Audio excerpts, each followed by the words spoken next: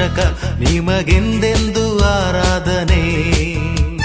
ದೇವ ಸನ್ನಿಧಿಯಲ್ಲಿ ಸ್ತುತಿ ಮಾಡುವ ದೇವ ಮಾಡಿದ ಕೃಪೆಗಾಗಿ ನವ ಜೀವನ ನೀಡಿದ ಯೇಸು ರಕ್ಷಕ ನಿಮಗೆಂದೆಂದು ಆರಾಧನೆ.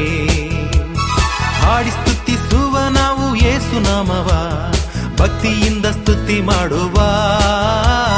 ಹಲ್ಲೆಲೂಯ ಹಾಡಿ ಹಾಡಿ ಸ್ತುತಿ ಹಾಡುವ, ಶಕ್ತಿಯಿಂದ ಸ್ತುತಿ ಮಾಡುವ.